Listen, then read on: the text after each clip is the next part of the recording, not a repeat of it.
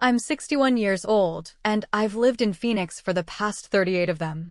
I know every crack in the sidewalk around my block, every creak in the stairs of this house, every time the air conditioner wheezes before it kicks in. This is the house Jack and I bought in 1986, back when interest rates were through the roof and we ate spaghetti 3 nights a week to afford the mortgage. Every coat of paint on these walls has my fingerprints on it. Every corner holds a memory. But lately, those memories feel like strangers. Last Friday, standing in my own kitchen with the scent of lemon cleaner still in the air, I told my daughter Emma something simple, something any daughter should hear and honor. Emma, I can't babysit this weekend. My surgery's on Tuesday. I need to rest. She didn't even blink. Just rolled her eyes as she plopped her oversized purse on the counter like it was her house, not mine. Mom, don't be so dramatic. It's a minor procedure. Tyler can't cancel his trip. We'll drop Teddy off Saturday like usual. That was the moment something inside me started to turn. Not break. Just turn like a slow wool grinding in the dirt. I had spent the entire week preparing for the procedure. It was just laparoscopic, nothing life-threatening, but still anesthesia, incisions, stitches. I'd spent 3 hours organizing my bills, cleaning the bathroom, laying out meals for myself. Not once had she asked how I was feeling. Not once did she say, "What can I do to help, Mom?" But she had no problem expecting me to care for a 2-year-old for 12 hours, just 3 days before surgery. That night, I sat on the couch with my heating pad on, legs aching, scrolling through the family group chat on my phone. Between photos of Tyler's latest car and Teddy's spaghetti-smeared face, I saw it. A message from Emma. Grandma's back to her soap opera phase. A string of laughing emojis. My grandson's teenage cousin replied, "LMO, she's such a drama queen FR." No one defended me. Not Tyler. Not even my niece, who I used to take to ballet practice twice a week when her mom was in chemo. I didn't respond. I just stared at the words until they blurred. I tried not to let it sink in. But something sharp had already started to settle inside me. Something that felt a lot like shame, but wasn't mine to carry. Sunday morning, Emma invited me to brunch. Invited is generous, she told me to come. Said we'd be celebrating Tyler's new business partnership, some construction firm deal. Wear something cute, she said. And maybe skip the surgery talk this time. You'll scare the waitstaff. I wore a soft blue cardigan and the white pants Jack always liked. The ones I hadn't worn since his funeral. At the restaurant, a trendy, echoey place in Scottsdale full of people half my age, Emma introduced me like I was an accessory. "This is my mom. She's retired now. Gets bored, so she invents health scares to stay relevant." She said it with a laugh. Like it was cute. Like I was a sitcom character. Her friends laughed with her. Tyler, sipping something with orange foam, added, "Last week she thought she had a brain tumor. Turned out she stood up too fast." I tried to smile. I did. But it sat wrong on my face. Like makeup on a bruise. I sat at the end of the table, near the window, watching a little girl across the street tug her dad's sleeve to point at ducks in the pond.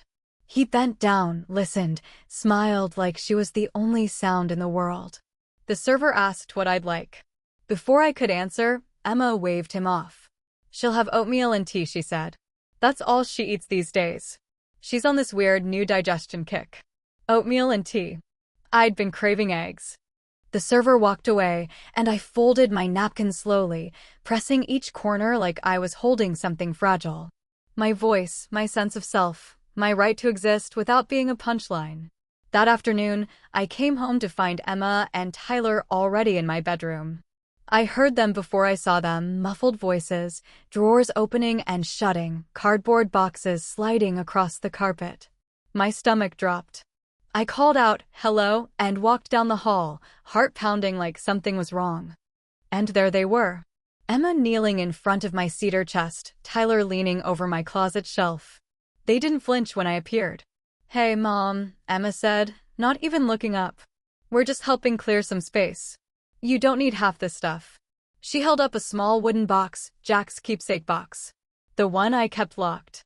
Inside were the medals he earned from 2 tours, his father's fountain pen, a dried flower from our wedding bouquet. Things no one else touched. That's private, I said, stepping forward. Emma opened it anyway. It's just old junk, she said, showing the box to her niece who had tagged along. Look, war coins and dried plants. This can go. Tyler chuckled. Can you believe she kept this crap? I couldn't speak. Then I heard it. Tyler leaned in and whispered to Emma loud enough that I heard it clear as day. If she starts acting weird, we'll just file for power of attorney. Easy fix. Emma smirked. Yeah. Honestly, we should have done that a while ago. I stood there in the doorway, invisible in my own home, watching my daughter talk about controlling my life like it was a broken appliance they needed to unplug. My hands began to tremble.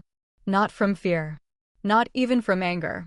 From something deeper, like the tremble before a landslide.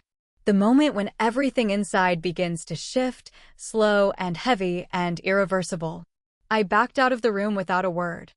I walked to the kitchen, made tea I didn't drink, sat at the counter, and stared at the wall for almost an hour. I thought about every time I picked Emma up from school after she got suspended for fighting. Every time I gave up my overtime to make it to her recitals. Every time I took care of Teddy so she could have a break or just breathe. I thought about how, for years, I'd been the net beneath their tightrope, always catching them, always silent, always expected. And now I was a joke. An inconvenience. A woman to manage. A liability. That night, I lay in bed and stared at the ceiling. Jack's photo on the nightstand, face smiling, unaware. I pressed my palm over my stomach, felt the scar from my hysterectomy decades ago, the surgeries I never talked about, the pain I'd buried so Emma could feel safe. But I wasn't safe. Not from them. Not anymore. Tuesday morning arrived with a chill I couldn't shake, even in the Arizona heat. The kind that settles in your bones. The kind that isn't just about temperature, but about absence. I arrived at the hospital alone. Emma didn't call. Tyler didn't text. No messages. No, good luck, or let us know when you're out. Nothing. Just silence that rang louder than sirens. The nurse checked me in, her voice kind, but distant. Anyone here with you today, Nancy? I lied. They're parking the car. She smiled politely and wrote something down. I went under anesthesia just after noon. The last thing I remember was the cold burn of the 4 and the blue cap slipping down my forehead. I thought of Jack, how he used to hold my hand during even the smallest procedures, waiting in those terrible vinyl chairs, his presence enough to block out the fear. I reached for that memory as the room dimmed. When I woke up Thursday morning in the recovery room, there were flowers beside my bed. From my neighbor, Maria. Not from my daughter. Not from my grandson. The tag said, "Hope you're healing well, I saw you go in alone." That was the first time I cried. Not in front of the nurses. Not during the surgery. But sitting upright, staring at a daisy from someone I only waved to over the fence. The nurse came in. "Discharge day," she chirped. "You've got a ride home?" I nodded again. "Yes, my daughter's waiting." Another lie. I took a cab. The driver was young, maybe 25. He didn't ask why I moved slowly, why I kept one hand on my stomach. He played soft R&B from the radio and offered me a bottle of water. I wanted to cry again, not because I was sad, but because his quiet kindness hurt more than the stitches. When we pulled into my driveway, something felt off. The lock on the door, it was shiny. New. I fumbled with my keys, my bandaged fingers shaking, tried twice. Nothing. The third time I knew it had been changed. My own key was useless. I knocked, weakly, then again louder. Nothing. My phone was nearly dead. I sat on the porch in the October heat and waited. After 10 minutes I saw it, a folded note taped to the storm door. I peeled it off, the tape sticking to my fingers. "We're busy, keep Teddy for a few hours. Be useful." No name. No greeting. Just that. Beside the door, a stroller sat parked, a diaper bag hooked onto the handle. Inside it, my grandson, asleep, cheeks flushed from the sun, curls stuck to his forehead. I didn't scream. I didn't cry. I didn't curse. I sat on the concrete porch, pain searing through my side, and stared at my own front door like a stranger. The message was clear. I wasn't recovering. I was disposable. A free daycare center with a uterus full of stitches. I called Maria. Can you take Teddy? I asked, my voice cracking. She didn't ask why. Just said, I'm coming now. 10 minutes later, she lifted the baby gently, kissed my forehead, and said, They did this? I nodded, and she shook her head in disbelief. That's not just selfish. That's cruel. She took Teddy, and I sat back down. I had nowhere to go. My house, my name on the deed, the bills, the taxes had been silently taken from me with one lock change and one note. Eventually, I walked to the back door, where I kept an old hidden key under the loose tile. Tyler must have forgotten about it. I entered the house like a burglar. It was quiet. The kitchen was clean to clean. The scent of bleach hit me like a wall. They'd been here. Recently. On the table sat a half-empty coffee mug. Emma's lipstick still stained the rim. My living room was rearranged. The rocking chair, Jack's, had been moved to the garage. The shelf where I kept our wedding album had new decor, a picture of Emma's family at Disneyland, and a crystal sign that read, Gratitude is the attitude. I laughed. Out loud. A sharp, bitter bark that startled even me. Upstairs, my bedroom door was cracked open. I pushed it gently. The closet was half empty. My scarves gone. Jack's old uniform jackets folded into a box by the wall, labeled Donate. I sat on the edge of my bed, staring at my dresser. The top drawer, where I kept Jack's last birthday card to me, was open. It was gone. I checked twice. Then a third time. Gone. I pressed both palms to my face, breathing in the scent of lavender from my pillow, trying not to hyperventilate. They hadn't waited for me to heal. They hadn't waited at all. They were already decluttering me, erasing me, rewriting this house like I was just a guest who overstayed her welcome. I opened my laptop, needing to distract myself, needing to feel normal. Facebook. Scrolling numbly. Then I saw it. Emma's story, a 30-second clip. Decluttering mom's house. Hashtag fresh start, hashtag simplify. There she was, holding up a set of my china, my wedding china, laughing with her niece. Who needs 12 cups, right? She said to the camera. Another post. A selfie of her and Tyler at a pawn shop on Van Buren. Caption, selling old junk from mom's attic. Cashing in. The final picture hit me hardest. Teddy, sitting on my bed, chewing on Jack's military dog tag chain like it was a toy. That's when it landed. The full weight of it. This wasn't accidental. This wasn't oversight or poor timing or just a young family being forgetful. They weren't waiting for me to recover. They were waiting for me to fade out. And I was fading. By design. Not just out of their lives, but out of relevance. Out of ownership. Out of my home, my identity, my dignity. Piece by piece, they were packaging me up, not just my things, but my story. My worth. They were already planning the next chapter.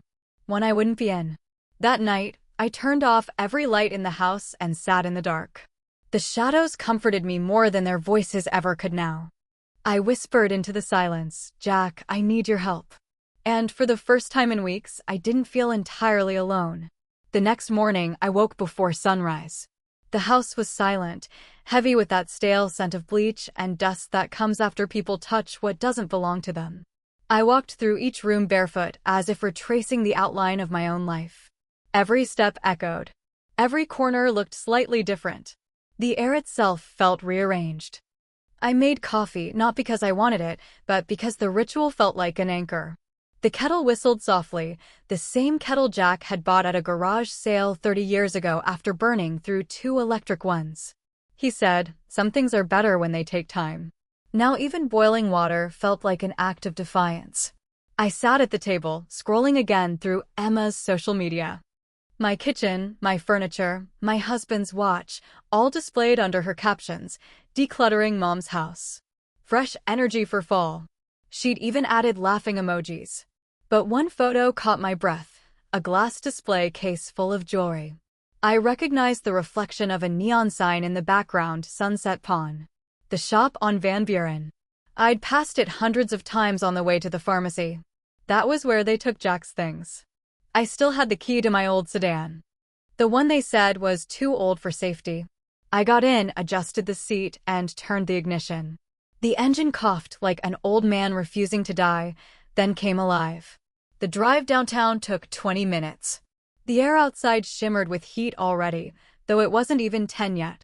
I passed a row of strip malls, a shuttered laundromat, a church with a sign that read, "Forgiveness is strength." I almost laughed. The pawn shop was wedged between a tattoo parlor and a payday loan office. A rusted sign above the door read Sunset Pawn, cash, gold, guns, memories. The bell above the door jingled when I walked in. The air smelled like dust and burnt metal. A man in his 40s with thinning hair and a faded Motorhead t-shirt looked up from behind the counter. His name tag said Rick. He barely glanced at me. "You selling or picking up?" "Neither," I said, steadying my voice. "I think my daughter sold something that belonged to me." He sighed like he'd heard this 100 times. "What was it?" "A gold pocket watch. Small engraving on the back. Belonged to my husband. His name was Jack Taylor." The moment I said it, something flickered across his face. Recognition. Maybe guilt. He hesitated, then turned around and disappeared into the back room. I waited, palms damp, the smell of old coins and sweat thick around me. When he returned, he wasn't carrying the watch. He had an envelope. "Look," he said quietly, "I can't give you the item back. The buyer already paid cash. No returns. But I found this inside the case when we cleaned it." He slid the envelope across the counter. "Figured you'd want it." I took it carefully, my hands trembling. The paper was yellowed, creased. The handwriting Jack's. I'd know it anywhere. Clean cursive, slightly slanted, the way he used to sign birthday cards. Inside was a small folded note. For words on top. "Nancy, September 19th. The day I knew I'd choose her again." Beneath that, written in his neat, deliberate hand, NV 2213 AZ0919NS. At first, it looked like gibberish. Letters and numbers, like a code. "Do you know who bought the watch?" I asked. Rick scratched the back of his neck. "Yeah, guy with glasses. Mid-40s, polite, paid cash, said he'd been looking for that exact model for years. Mentioned something about an engraving on the back." "Did he say his name?" "No. Just said he had some connection to the man who owned it." Sounded respectful. Respectful. The word stung. My own daughter had pawned it, and a stranger treated it with reverence. I thanked Rick and walked out into the sunlight, clutching the envelope like it might vanish. The heat hit me like a wall, but I barely felt it. My heart was pounding so hard it drowned out everything else. In the car, I opened the note again, running my fingers over Jack's handwriting. "The day I knew I'd choose her again. September 19th. Our anniversary. Payson, Arizona. The little cabin by the lake. We'd been married for 25 years that fall. He'd taken me there on a surprise trip.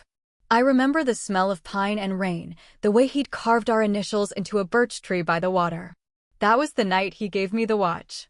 Now the watch was gone, but somehow he'd left me this. A code. A message. When I got home, I locked the door behind me and went straight to Jack's old desk in the den. The drawers still smelled faintly of tobacco and cedar. I pulled out every folder, every bill, every old envelope. He'd always been meticulous, every tax record labeled, every investment clipped neatly. Then I saw it, a thin binder marked holdings and trusts. Inside, several pages were stapled together with letterhead from an estate attorney in Nevada. At the bottom, written in small type, was a URL, trust2213.org. My breath caught. NV 2213. I typed it into my laptop, hands shaking. The site was blank except for a login screen. Enter access code. I stared at the note again. NV 2213 AZ0919NS. I typed it exactly. The screen blinked. Then, access granted. My pulse quickened. A new page appeared. It asked for a password. My mind raced back to the words Jack had written, the day I knew I'd choose her again. September 19th. September 19th. And our initials. NS. I entered 0919NS. For a second, nothing happened. Then the screen changed, filling with text and numbers. My mouth went dry. At the top of the page, it read, Jack Taylor Living Trust, confidential primary beneficiary, Nancy Taylor. Total holdings, $1,640,500. I couldn't breathe. Below it, a single file glowed in blue. For Nancy, if things go wrong. I clicked. A video loaded. The screen flickered.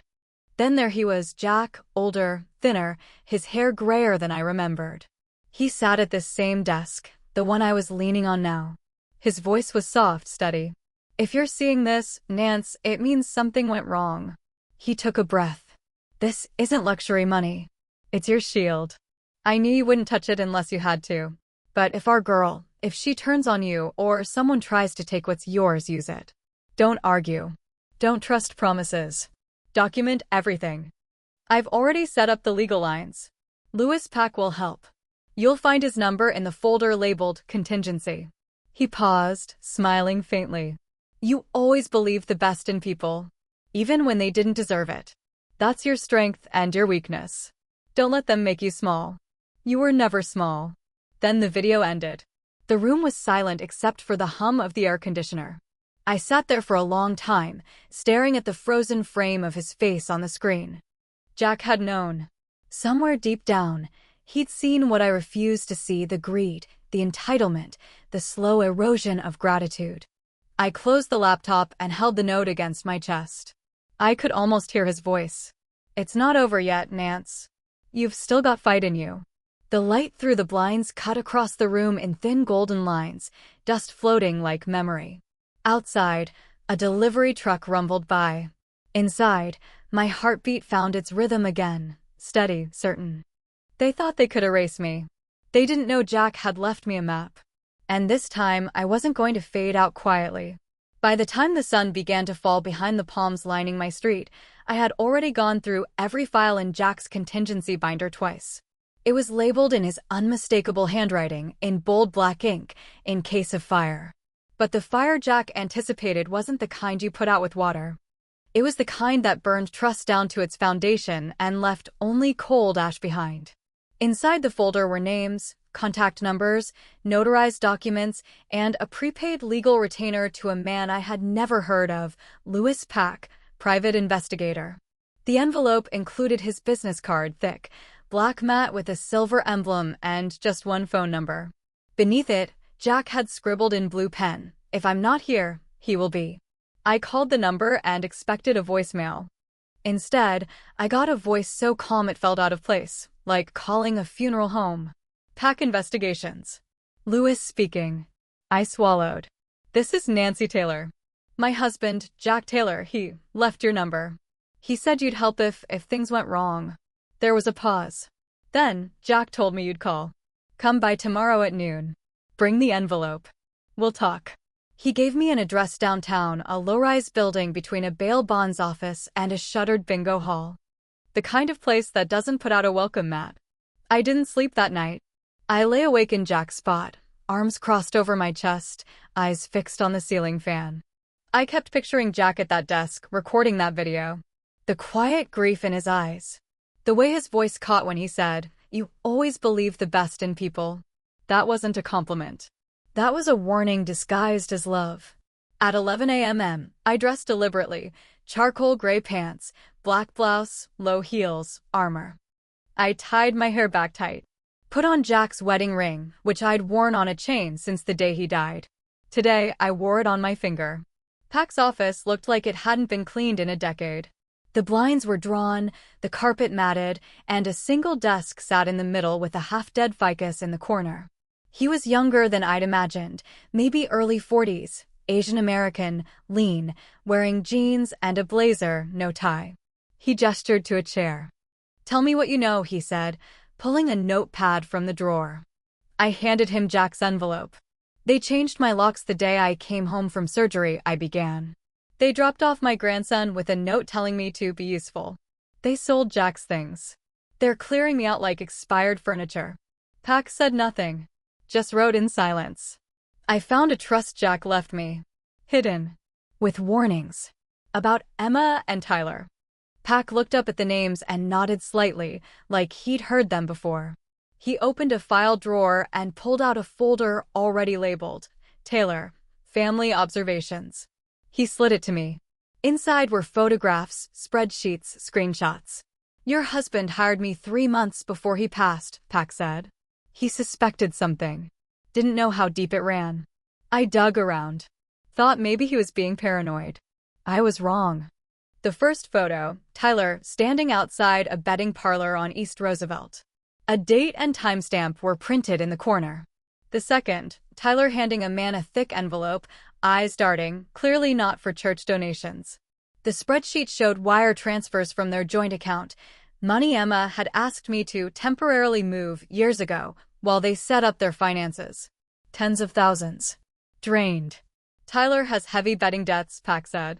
Mostly off-the-books sports gambling. He also falsified income on a mortgage application. Your name was on the cosign. My stomach twisted. And Emma? I asked. Pack flipped to another section. She's been telling people you're slipping mentally. That you've been leaving stoves on, getting names wrong, losing mail. She's laid groundwork for a potential guardianship petition.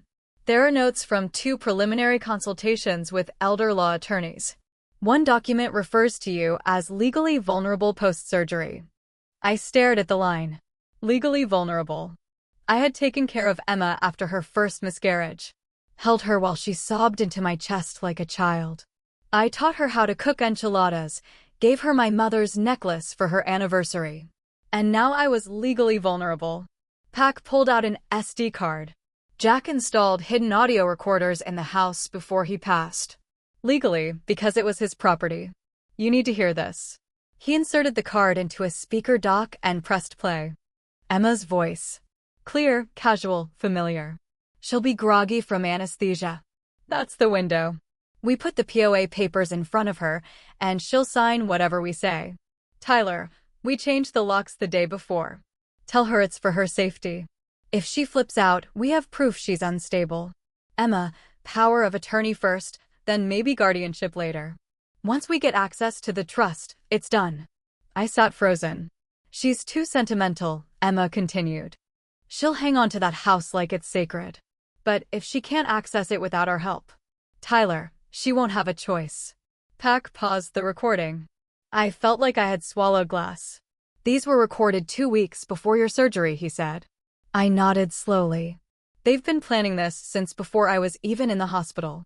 Pack leaned forward, folding his hands. They don't want to care for you. They want to control you. Your husband saw it. You see it now. But courts need more than betrayal. They need evidence. Hard evidence. I met his eyes. Then let's collect it. He handed me a flash drive. I'll get you copies of every document and audio file. Also, install this on your laptop. It captures screenshots if they try to access your accounts remotely. Will they? I asked. They already tried. He flipped to a page showing IP addresses and timestamps. Someone using a device registered under Taylor Family Holdings had tried to log into the trust's secure portal 3 times last week. Each attempt failed, but the digital fingerprints were clear. They're testing the waters, Pack said. Trying to see what you know and how much access you really have.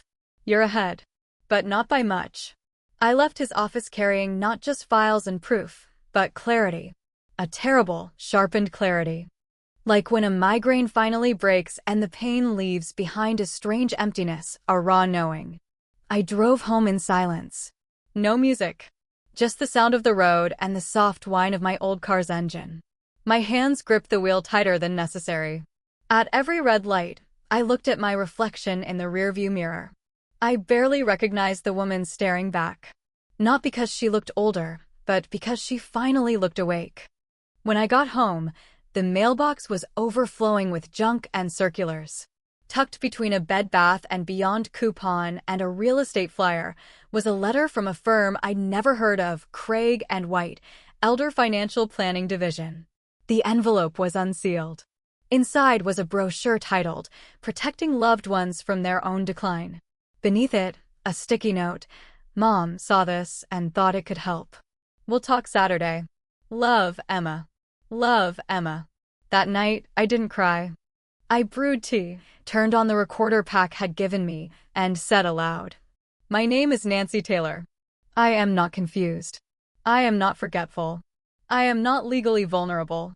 I am fully aware, fully lucid, and fully ready to defend what belongs to me.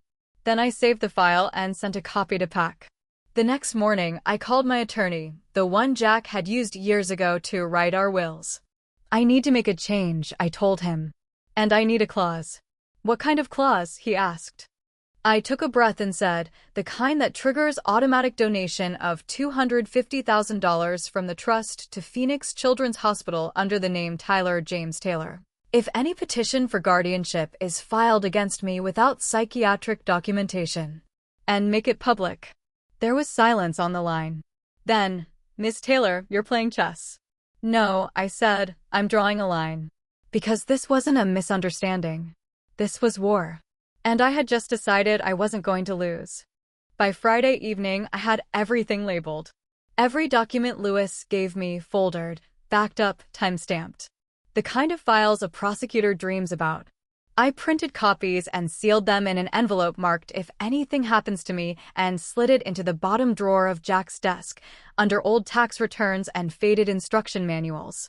It sat beside a half-empty tin of peppermint Altoids that still smelled like the road trips we used to take together.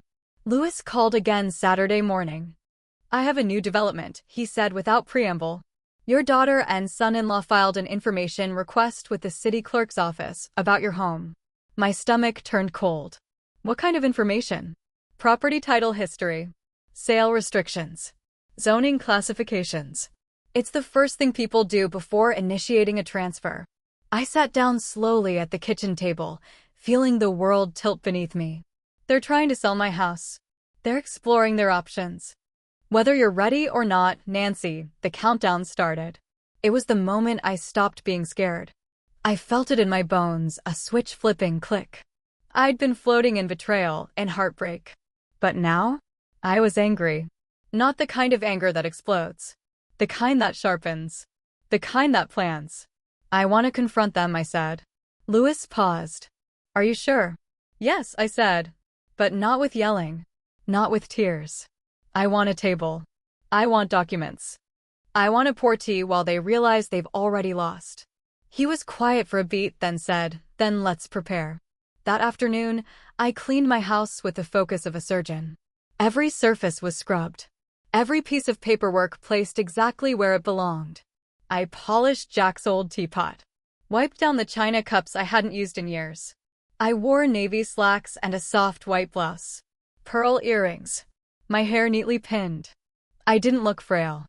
I looked like a woman who knew the weight of everything and chose to carry it with grace. They arrived just after 3 p.m. Emma in beige silk, her makeup perfect, heels clicking like applause on my tile floor. Tyler trailed behind her, carrying a folder. Hi, Mom, Emma chirped, kissing the air near my cheek. We brought something to make your life easier. I smiled faintly. Tea first. I gestured to the table already set. They sat, glancing around nervously. Tyler placed the folder in front of him but didn't open it. I poured tea. I thought this might happen, I said, my voice calm. You see, someone from Taylor Family Holdings tried to access my online bank account last week. I imagine it didn't go well. Tyler blinked. Emma froze. I reached into my drawer and laid down a file. Lewis Pack traced the IP address. Timestamps. Device IDs. Here's a printout. Emma's mouth opened slightly. Mom, that's a misunderstanding. No, I said, locking eyes with her. A misunderstanding is when someone forgets your birthday. This, I tapped the file, is premeditated fraud. Tyler shifted in his seat. You're blowing this out of proportion. I opened a second file. Here's the audio of you, Tyler, saying she'll be groggy after surgery. We'll put the papers in front of her, and she'll sign anything. And here, I flipped another page, is you, Emma, telling your lawyer that I've been legally vulnerable since Jack died. Emma's voice broke, thin and brittle. You made that up. You're twisting our words. I laid the locksmith receipt on the table. Then why did you change my locks? Silence. I let it stretch. Emma finally reached for her teacup, her hands trembling. Mom, she said, trying to soften her voice. We're just trying to help. You've seemed overwhelmed. No, I replied. I've seemed quiet. That's not the same thing. Tyler leaned forward, suddenly louder. Okay, let's just be honest. You're not managing well. The finances, the house, it's too much. And you've always been emotional. There it was. The word they always used when I said something they didn't like. Emotional. As if feelings were a flaw. I took a long sip of tea before responding. Did you know, I said, that your father anticipated all of this? They both looked at me. He set up a trust. With triggers. Legal and financial. And every time you try to file for guardianship, every attempt to claim I'm incompetent, $250,000 will be donated to Phoenix Children's Burn Center. In Tyler's name. Publicly. Tyler's face drained of color. Emma's voice cracked. You're threatening us? No, I said. I'm protecting myself. Tyler shoved his chair back. This is ridiculous. We came here to help. I stood. Walked to the drawer. Pulled out a final file. This is the inventory of everything you sold from my house. Down to the pocket watch you pawned without even checking if it was in Jack's will. A stranger at Sunset Pawn treated it with more dignity than you did. Emma burst into tears. Not quiet ones, loud, performative sobs that echoed off the kitchen tile. Mom, we were just trying to figure things out. We're not villains. No, I said. You're not villains. You're just small. Tyler reached for the folder they'd brought. This is the POA form. We were hoping you'd sign it today, just temporarily. I pushed it back across the table. I've hired an estate attorney, I said. Everything's been documented. Any move you make from now on, every text, every email, every login attempt, will be recorded and sent to him. I'm not confused, Tyler. I'm not sick, Emma. I'm aware. And I'm done. Emma sobbed harder. We're your family. I looked her in the eyes. Family doesn't strip your life while you're under anesthesia. They left soon after. No hugs. No, love you, Mom. Just the sound of their shoes on the driveway, faster than when they came in. That night, Louis called. You good? He asked. I stood in the kitchen, staring at the empty teacups. Yes, I said. I think I finally am. I closed my laptop, turned off the lights, and for the first time in months, slept through the night. By Monday, they escalated. It always happens that way, doesn't it? First, they dismiss you. Then they humiliate you. Then, when you finally resist, they show up with backup and a smile and say, we just want to help. That's exactly what happened. At 10:37 a.m., two men in suits appeared on my porch, knocking like they owned the rhythm of the house. I'd never seen either of them before. No warmth, no neighborhood familiarity. Just polished shoes and briefcases that clicked open like weapons. One of them, taller, white hair, smug, introduced himself as Mr. Prescott from Craig and White Elder Council. Your daughter and son-in-law are concerned about your well-being, Mrs. Taylor, he said, stepping into my foyer without being asked. They retained our services to help formalize protections for you. I let the word sink in. Protections. The second man, younger, brown shoes too shiny, handed me a sleek black folder labeled Durable Power of Attorney and Estate Direction Documents. Prescott smiled, as if this were just a chat over lemonade. We can explain everything, of course. This is simply temporary. You've recently had surgery, and your family noted some behavioral lapses. Behavioral lapses. I sat down, folding my hands calmly. I wore a navy cardigan. Hair tied neatly. No makeup. No tears. The portrait of composed clarity. I see, I said. And what specific behaviors are prompting these concerns? Prescott pulled out a sheet like it was a police report. Difficulty remembering recent dates. Erratic financial decisions. Accusations against family members. Resistance to assistance. Who provided this report? I asked. Your daughter, Emma Taylor, and son-in-law Tyler James Taylor. In consultation with a medical advisor. I leaned forward. Which advisor? He hesitated. Dr. Michael Lorian. He has not met with you personally, but... So a man I've never seen has declared me unstable. Prescott blinked. That's not what he said. He noted that post-operative confusion is common. It's all quite standard. We're just trying to support you. I stood. Walked to Jack's desk. pulled out the folder labeled defense file, Jack's posthumous shield. I returned and placed it between us. This, I said, is my formal legal response. Prescott opened it, and I watched the shift in his expression, calm to confused to concerned. Inside, timestamps of Tyler's unauthorized login attempts, screenshots of financial account probes, audio transcriptions of Emma's statements about guardianship and property, and the clause from my lawyer. Any formal guardianship petition shall trigger an immediate $250,000 donation to Phoenix Children's Burn Center in the name of Tyler James Taylor. Public and irrevocable. Prescott's jaw tightened. That's rather dramatic, he said. No, I corrected, that's proportionate. The younger lawyer fumbled, trying to regain control.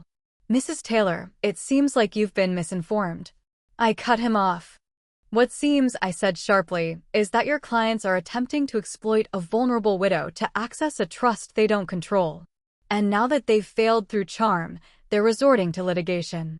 Prescott cleared his throat. If you resist signing, they may proceed with a formal court petition. Let them, I said. He blinked. Pardon? I said let them, I repeated. And when they do, I'll submit audio files, banking records, and property logs to the state attorney, who's already aware of the ongoing investigation into elder financial exploitation. The room fell dead quiet.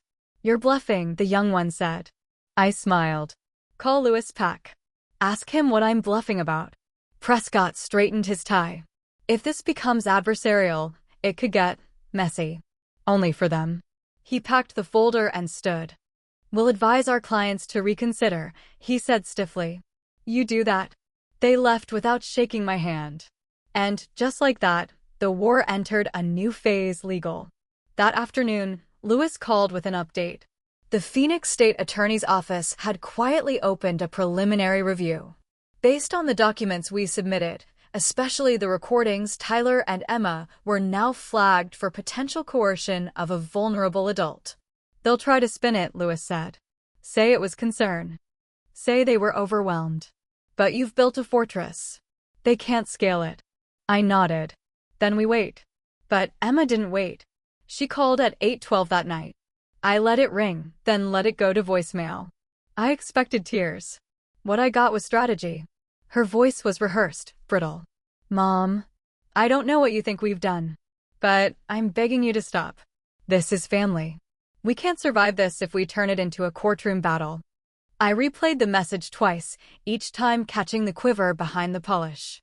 Translation: we thought you'd fold. We didn't plan for this version of you.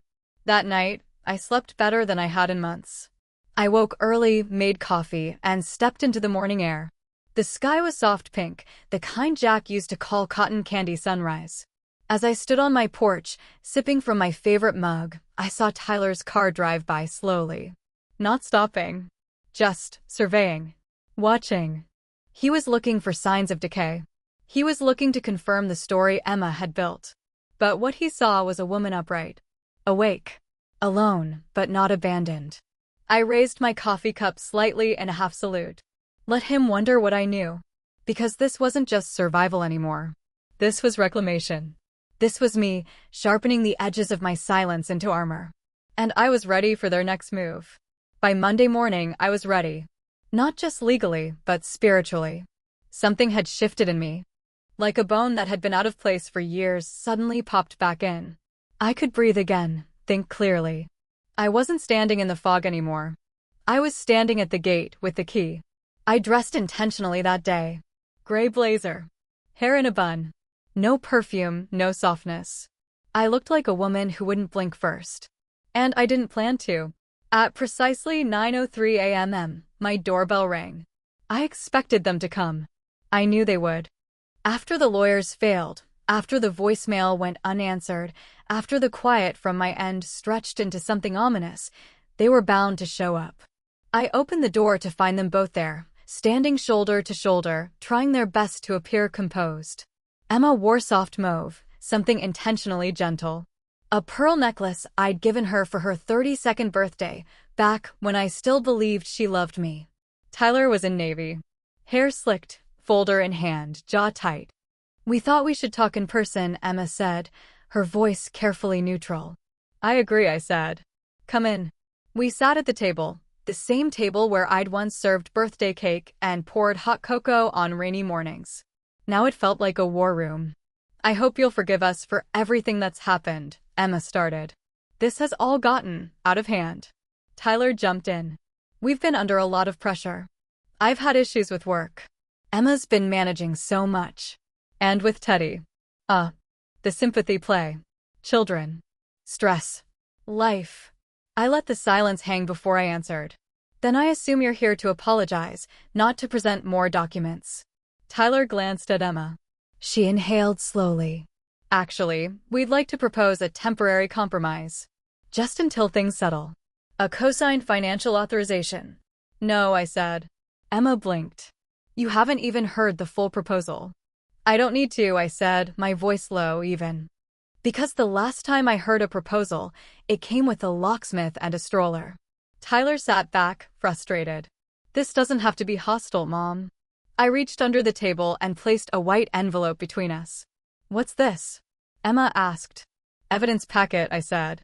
3 copies. One is with my attorney. One is with the state. This is yours. She opened it hesitantly. Inside, transcripts. Financial statements. Timeline of manipulation attempts. The audio clip of Emma saying, once she's out of surgery, she'll sign anything. A notarized witness statement from Maria, my neighbor, about Teddy being dropped off while I was fresh out of anesthesia. I thought about calling a press conference, I said softly. Just to see how fast the PTA moms would scramble if they knew how you treated your own mother. But then I thought no. Let's handle this like family. Quietly. Until you force me otherwise. Tyler opened his mouth to object, but I wasn't finished. I pulled out another piece of paper and slid it across the table. This is from Jack, I said. Tyler picked it up. His eyes scanned the title, Amendment to Trust, Conditional Clause for Legal Interference. The clause Jack had written and my lawyer had finalized triggered a locked donation of $250,000 if any petition for guardianship was filed against me. Automatically. And publicly. You wouldn't dare, Emma whispered, her voice shaky. I wouldn't have to. The clause is already live. Tyler looked panicked. This is blackmail. No, I said. This is a boundary. And you don't get to call the fence blackmail just because you don't like where it's placed. Emma stood abruptly. Mom, this isn't you. You're acting like a stranger. I stood too. No, Emma. I was a stranger. To myself. For years. Every time I wrote a check you never repaid. Every time I let you shame me into silence. Every time I made excuses for your behavior and called it love. I picked up the envelope again and placed it back in front of them. Here's the thing. You can walk away today. No police. No court. Just distance. But if you take one more step toward my assets, toward my name, I will burn every bridge with the truth and salt the ground. Tyler's hands were shaking. This is insane. No, I said, leaning in. This is clarity. Emma's voice cracked. You're our mother. I met her eyes. Then you should have acted like it mattered. They left shortly after, silent, the folder tucked tightly under Tyler's arm like contraband. I watched them walk to the car without a word. No yelling. No tears. Just the slow crumbling of a plan that failed to account for the one variable they'd underestimated. Me. That night, my lawyer called. His voice was calm, professional. We've filed the restraining stipulations, he said. And the elder exploitation alert is officially recorded. Any move they make from here? It's criminal. I thanked him and hung up. Later, Lewis texted me. They're scared. Don't let up. I won't. That evening, I stood on the back porch with a glass of water and watched the stars blink slowly to life. My yard was quiet. My house was mine again. No locked doors. No whispered threats. I thought about Jack. You were right, I said aloud, softly. They never saw me coming. Then I went inside. And I locked the door behind me not out of fear, but out of peace. It happened faster than I thought it would. 1 week after I dropped that folder on my kitchen table, 1 week after I told Emma and Tyler to get out of my house and my life, the world they built on silence began to crack. The first blow came on a Thursday morning. I was in the kitchen arranging a vase of fresh lilies when Louis called. I answered on speaker, hands wet from trimming stems. They hit the car lot, he said. I blinked. What? 3 SUVs. IRS, Banking Commission, State Fraud Division. They walked in like a wrecking crew. Confiscated hard drives. Shut the place down mid-sale. I let out a breath I didn't know I was holding. What triggered it? He paused. The gambling transactions you submitted. And the fraudulent co-signing of loans in your name. That opened the door. I stood there, lilies in one hand, shears in the other. The air around me suddenly lighter. Like a weight I'd been carrying without knowing was gone. He added, they'll freeze his assets by the end of the day. He won't be able to rent a car, let alone apply for a new line of credit. Later that afternoon, my phone buzzed. Emma. Calling. I stared at it for 5 full rings before answering. Not out of curiosity, out of choice. I wanted to hear the sound of someone who finally realized the cliff she stepped off had no bottom. Her voice came through tight, frantic. Mom, you need to talk to someone. The state just sent a letter to our lawyer. Tyler's business is under audit. The kid's savings account is frozen. I stayed quiet. They're saying it's because of you, she snapped. Your stupid vendetta. That's not true, I said, my voice even. They're saying it's because of him. I just handed them the map. Silence. Then a soft crack in her voice. We didn't mean for it to go this far. But you meant it to go, I replied. You meant to get control of my life. You meant to change my locks.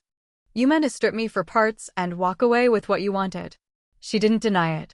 Instead, her voice softened to a level I'd almost believe if I didn't know her anymore. Mom, we're family. I let that word hang.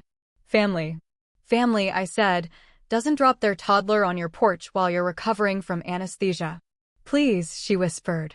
They're going to take everything. I stared out the kitchen window at the bougainvillea Jack planted years ago. Still blooming. Still resilient. Let them, I said. Then I hung up.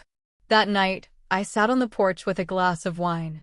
The air was crisp for Phoenix, just enough to wear one of Jack's old cardigans. I could hear neighbors 2 houses down, laughing over barbecue. Somewhere, a dog barked. Life went on. Around 10 p.m., Louis texted. Check your email. I opened it. A video file. No subject line. Just the file name, watch_this_nt. MP4. I plugged in headphones and pressed play. Louis appeared on screen, standing beside my old kitchen pantry. Yes, my pantry. He must have come in while I was out with my lawyer earlier that week, checking the old surveillance setup Jack had installed years ago. I found a second compartment in the back of Jack's pocket watch, Louis said, holding it up. Hidden latch. Tiny USB stick inside. This, he pointed at the flash drive, was inside. The video cut to audio files. Labeled. Timestamped. Emma, March 14th, kitchen. Tyler, April 22nd, garage call. Emma and Tyler, May 3rd, bedroom whispering. I listened. Them laughing. Planning. Calling me an emotional liability. Emma, she doesn't even check her email. She won't notice if we move a few things around. As long as she has her tea and her little garden, she's fine. Tyler, once we get the house in our name, we sell fast. No discussion. She'll be too tired to fight it. Emma, and we don't let her meet with her lawyer alone. She gets confused. We guide the process. My hands trembled as I paused the audio. Not from fear. From something colder. Something final. They weren't just thieves. They were architects of betrayal. This wasn't a stumble. This was a blueprint. The next morning, I woke up early, dressed, and drove straight to the Attorney General's office. I walked in with my binder of evidence, a notarized affidavit, and the flash drive. The intake officer, a woman with sharp glasses and kinder eyes, flipped through my file slowly. Halfway through, she looked up at me. You've done more documentation than most police detectives. I had time, I said. She nodded. This is enough to escalate. Expect a formal call from our office within a week. That afternoon, the news broke in local press. Phoenix man under investigation for elder financial exploitation. They didn't use names. Not yet. But the description was clear enough for those who knew. A local car dealer. Financial irregularities. Allegations of coercing a relative post-surgery. The local PTA board issued a statement the next day suspending Emma's upcoming volunteer position pending investigation.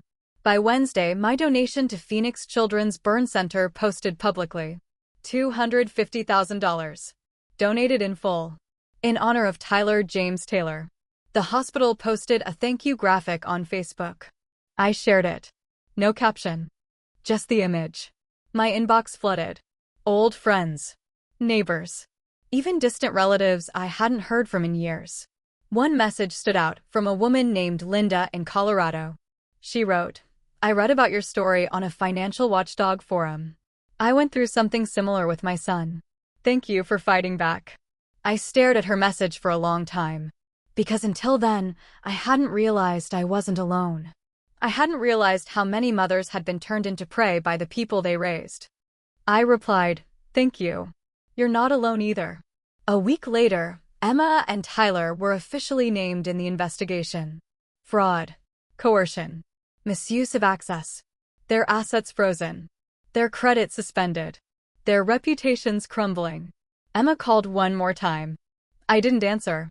But she left a voicemail I played exactly once. Her voice raw, unvarnished, unguarded. Mom, I think we lost everything. I don't know what to say. I don't know who I am without the life we built. I don't even recognize myself anymore. I'm so sorry. I deleted it. Because I wasn't interested in who she was without the lies. I was too busy rediscovering who I was without their grip. Louis dropped by 2 days later with a small envelope. A final surprise, he said. Inside was a letter. Handwritten. Jack's writing. Nancy, if they ever come for your name, your dignity, your peace, remember, you're not alone. You've never needed permission to take up space. Fight with love, but don't fight blind. You deserve better. Not because you're perfect, but because you stayed when no one else did. And now it's time for you to stay for yourself. I cried that night. Not because I was broken, but because I finally felt whole. 3 months later, the dust had settled, but not softly. Tyler was indicted on 2 counts of financial fraud and 1 count of attempted elder exploitation. He pled not guilty. His bail was set high enough that Emma had to sell her SUV to cover it. The car they once laughed about me driving, too old, too clunky, was now their last hope at mobility. Emma, ever strategic, took a plea deal. Probation. Mandatory restitution. No direct contact with the victim, me. The day the deal was finalized, I was sitting in my attorney's office when the clerk handed me a copy of the signed agreement. I read the fine print, every word. The defendant admits to willfully pursuing legal authority over the victim's estate for personal financial gain, under false pretenses and without the victim's informed consent. I folded the document and placed it in my purse, not because I needed it anymore, but because it deserved to be carried like the scar it was. Later that week, I filed the final amendment to Jack's trust.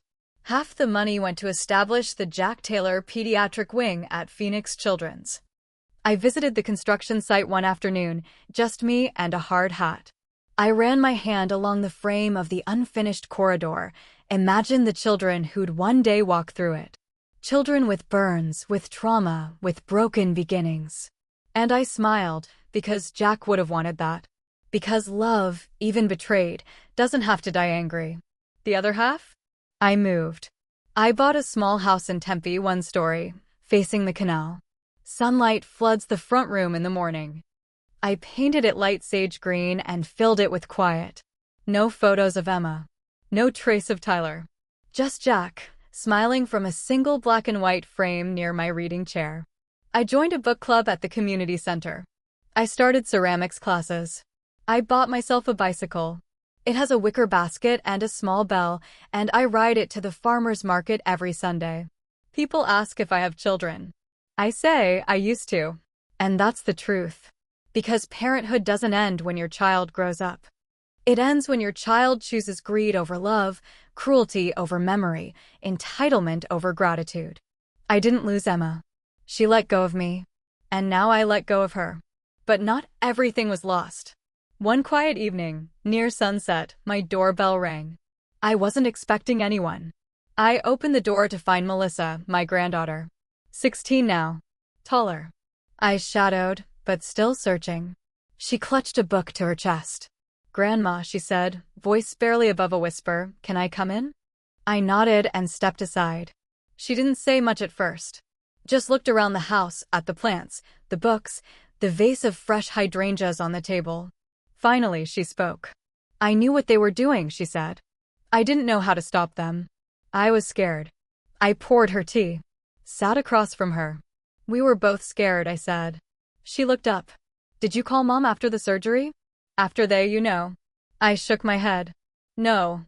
She told me not to be dramatic." So I chose silence. Melissa's eyes filled. "I'm sorry, Grandma. For everything." I reached across the table and took her hand. "I don't need you to fix what they broke," I told her. "I just need you to never pretend it didn't happen." She nodded. And in that moment, something between us stitched itself back together, not perfectly, not quickly, but honestly. She visits now. Not often, but when she does, we read together. We walk. We bake cookies. She listens when I speak. And sometimes, she talks about the things she hears Emma say, still bitter, still furious. And I tell her, that anger belongs to her. Not to you. Not anymore. The peace didn't come all at once. It came in small things. The sound of my ceramic knife slicing through fresh basil. The weight of clean sheets on my new bed. The steady click of my sewing machine. The ring of my bike bell as I pass blooming bougainvillea. I'm not the woman I was a year ago. And I'll never be again. I no longer apologize for existing. I no longer shrink to accommodate other people's hunger. I no longer try to earn a place at a table I built with my own 2 hands. Some nights I still cry. Not from sadness, but from recognition. Because I finally see myself clearly. Not just as a mother or a wife or a giver, but as a woman who survived being erased by the people she loved most and wrote herself back into her own life. Sometimes people say I'm brave. I'm not. I was cornered. And I refuse to let that be the end of me. Now, I wear Jack's watch on my wrist. Not as a token of grief, but as proof. Proof that time doesn't heal. It reveals. It shows you who will wait beside you in the quiet and who is only there to take from the noise. And now I ask you, reading this, hearing this, feeling the sharp edge of recognition. If they changed your locks while you were on an operating table. If they sold your memories while calling you dramatic.